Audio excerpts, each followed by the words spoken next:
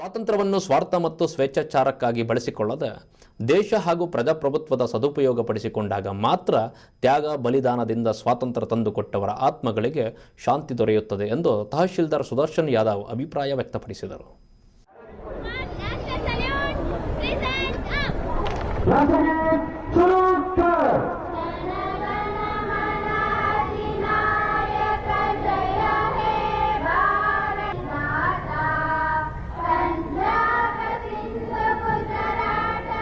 ಚಿಂತಾಮಣಿ ತಾಲೂಕು ರಾಷ್ಟ್ರೀಯ ಹಬ್ಬಗಳ ಆಚರಣಾ ಸಮಿತಿಯು ನಗರದ ಝಾನ್ಸಿ ರಾಣಿ ಕ್ರೀಡಾಂಗಣದಲ್ಲಿ 78ನೇ ಸ್ವಾತಂತ್ರ್ಯ ದಿನಾಚರಣೆ ಕಾರ್ಯಕ್ರಮವನ್ನು ಆಯೋಜಿಸಲಾಗಿತ್ತು.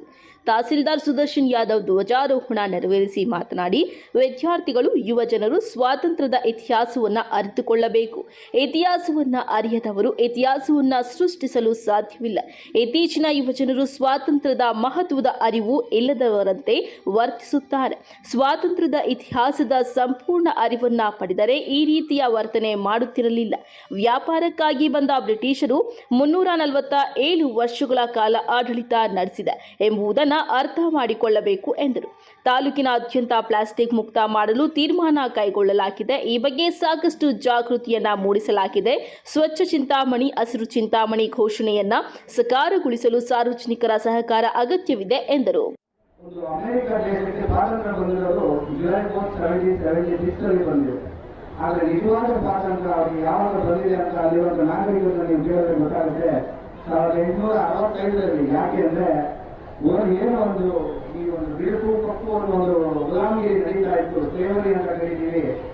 ಅದು ಅಂತ್ಯ ಆಗಿದ್ದು 1865ರಲ್ಲಿ. ಯಾವಾಗ ಕಾನ್ಫೆಡರೇಟ್ ಒಂದು ಆರ್ಮಿಯವರು ಯೂನಿಯನ್ ಆರ್ಮಿಗೆ ಸರೆಂಡರ್ ಆಗಿ ಈಗ ನಮ್ಮ ಸಮಾಜದಲ್ಲಿ ಗುಲಾಮಗಿರಿಗೆ ಸ್ಥಾನ ಇಲ್ಲ ಅಂತ ಯಾವತ್ತೂ ಅವರು ಶರಣಾಗತಿ ಹೋಗ್ತಾರೆ, ಆ ದಿನ ಅವರು ಸ್ವಾತಂತ್ರ್ಯ ಅಂತ ಭಾವಿಸ್ತಾರೆ.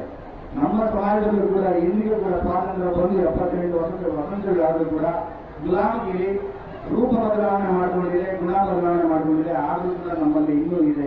ಅದನ್ನ ಓಡಿಸಬೇಕು ಅನ್ನೋದು ಒಂದು ನಮ್ಮ ಏನು ಸ್ವಾತಂತ್ರ್ಯ ದೊರಕಿಕೊಂಡಂತ ಮಹನೀಯರ ಉದ್ದೇಶ ಆಗಿತ್ತು.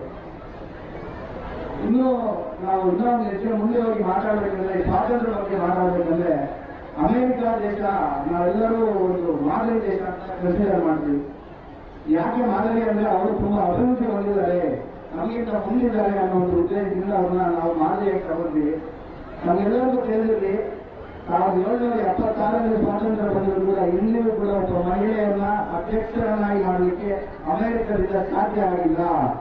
ಅದೇ ನಮ್ಮ ಭಾರತದಲ್ಲಿ ರಾಷ್ಟ್ರಪತಿಗಳಿಂದ ಹಿಡಿದು ದಿವಂಗತ ಮಾನ್ಯ ನಗರದ ವಿವಿಧ ಶಾಲೆಗಳ ಮತ್ತು ಕಾಲೇಜುಗಳ ವಿದ್ಯಾರ್ಥಿಗಳು, ಪೊಲೀಸ್, ಎನ್ಸಿಸಿ, ಸ್ಕೌಟ್ಸ್ ಅಂಡ್ ಗೈಡ್ಸ್ಗಳಿಂದ ಪಥಸಂಚಲನ, ಧ್ವಜವಂದನೆ ನಡೆಯಿತು. ವಿವಿಧ ಶಾಲೆಗಳ ಮಕ್ಕಳಿಂದ ಸಾಂಸ್ಕೃತಿಕ ಕಾರ್ಯಕ್ರಮಗಳು ನಡೆದವು. ಪೌರ ಕಾರ್ಮಿಕರನ್ನು ಸನ್ಮಾನಿಸಲಾಯಿತು. ಈ ಸಂದರ್ಭದಲ್ಲಿ ತಾಲೂಕು ಪಂಚಾಯಿತಿ ಕಾರ್ಯನಿರ್ವಹಣಾಧಿಕಾರಿ ಆನಂದ್, ತಾಲೂಕು ಸರ್ಕಾರಿ ನೌಕರರ ಅಧ್ಯಕ್ಷ ಮುನಿರೆಡ್ಡಿ, ಡಿವೈಎಸ್ಪಿ ಮುರಳೀಧರ್, ಪೌರಾಯುಕ್ತರಾದ ಚಲಪತಿ, ನಗರಸಭೆ ಸದಸ್ಯರು ಮತ್ತಿತರರು ಭಾಗವಹಿಸಿದ್ರು. ಇನ್ನು ತಾಲೂಕು ಲಾರಿ ಮಾಲೀಕರ ಸಂಘದ ವತಿಯಿಂದ 78ನೇ ಸ್ವಾತಂತ್ರ್ಯ ದಿನಾಚರಣೆಯನ್ನು ಅರ್ಥಪೂರ್ಣವಾಗಿ ಆಚರಣೆ ಮಾಡಲಾಯಿತು. ಸಂಘದ ಆವರಣದ ಕಚೇರಿಯಲ್ಲಿ ಲಾರಿ ಮಾಲೀಕರು ಧ್ವಜಾರೋಹಣ ನೆರವೇರಿಸಿದ್ದಾರೆ. ಈ ಸಂದರ್ಭದಲ್ಲಿ ಮಾಜಿ ಅಧ್ಯಕ್ಷರಾದ ಜಹೀರ್ ಅಹ್ಮದ್, ನಾಗರಾಜ್, ಅಶ್ವಥ್, ಶಫೀಕ್ ಮತ್ತಿತರರು ಭಾಗವಹಿಸಿದ್ರು. ಇದೀಗ ಬ್ರೇಕ್.